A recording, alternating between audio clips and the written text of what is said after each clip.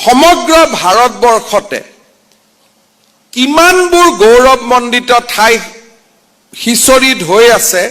তাৰ হয়তো ডাঙৰ কেটলগ এখন আজিও একে স্থানত কোনেও বনাব পৰা নাই সেই এখন মহাদেশৰ পৰা ভাৰতক আমি দেশ বুলিও ক'ব পাৰো মহাদেশ বুলিও ক'ব পাৰো সেই এখন দেশৰ পৰা এটা মাত্ৰ হেৰিটেজ সাইট ইউনেস্কোত যাব আৰু হেৰিটেজ সাইটটো কোন যাব এটা হল অসমৰ এটা আমি লৈ গলো এটা পৰ্যায়লৈকে কম্পিটিশনত কোন আহিলে বাৰাণসীৰে আন এটা স্থান এতিয়া আপুনি মই যিকোনোৱে যদি প্ৰধানমন্ত্ৰী হলোহেঁতেন যেতিয়া দুটা কাগজ মোৰ সন্মুখত আহিব মই মোৰ সমষ্টিৰখনেই পঠাম আৰু বাৰাণসীৰ যিটো স্থান আছিলে সেই স্থানটো ইমানেই খ্যাত যি ভগৱান বুদ্ধৰ সৈতে জড়িত যাৰ এটা ইন্টাৰনেশ্যনেল মেছেজ আছে স্বাভাৱিকতে সেই স্থানটো যদি কোনোবাই নিৰ্বাচন কৰে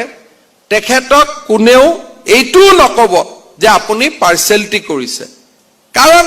যিকোনো কাৰণতে Buddhist is a international religion আৰু বুদ্ধ ধৰ্মৰ লগত জড়িত সেই স্থানটোৰ বিষয়ে আমি সৰুৰ পৰাই কিতাপত পঢ়ি আহিছো আৰু সেই স্থানটোক যদি পঠোৱা যায় তেতিয়াহলে তাত কোনেও তেওঁক পাৰ্সেলটিৰ নামটো নকব কব যে ঠিকে পঠাইছে তাত কোনো আপত্তি নাই তেতিয়া তাৰ মাজৰ পৰা যেতিয়া অসমৰ চৰাইদেউক নিৰ্বাচন কৰা হয় তেলে মই ভাবো শিৱসাগৰ চৰাইদেউ অসমত থকা আমাৰ বিৰোধীসকলেও এবাৰৰ কাৰণে চিন্তা কৰিব লাগিব যে প্ৰধানমন্ত্ৰী নৰেন্দ্ৰ মোদীৰ অসমৰ প্ৰতি থকা মৰম আজি ৰাতিপুৱা প্ৰধানমন্ত্ৰী নৰেন্দ্ৰ মোদী ডাঙৰীয়া হিৰোচিমাত আছিলে মই টিভিত চাই আছিলো বিশ্বনাৰায়ণ শাস্ত্ৰীৰ ছোৱালী জাপানত থাকে সিদ্ধাৰ্থ দাই জানিব মহিলা গৰাকীয়ে প্ৰধানমন্ত্ৰী তেখেত জাপানৰ এজন লিডিং সিটিজেন বৰ্তমান মোদী ডাঙৰীয়া যেতিয়া হিৰোচিমাত গল তেখেতৰ ডিঙিত তেখেতে অসমীয়া গামোচাখন পিন্ধাই দিলে আজি ৰাতিপুৱা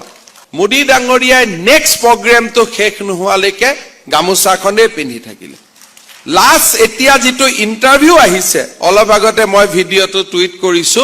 পুৰা অসমীয়া গামোচাখন কোনোবা এজন মানুহে গামোচা আমি যেতিয়া মিটিঙত যাওঁ আমাক ৰাভা গামোচা দিয়ে মিচিং গামোচা দিয়ে আমি গামোচাবোৰ লওঁ গাড়ীত থওঁ কিন্তু তাৰ মাজৰ পৰা অসমীয়া গামোচাখন সন্মান সহকাৰে লৈ গোটেই দিনটো পিন্ধি থকাটো যদি মনৰ পৰা নাহে বাহ্যিকতাই কিছুমান কাম কৰিব নোৱাৰে অসমত আহিলে হ'ব পাৰে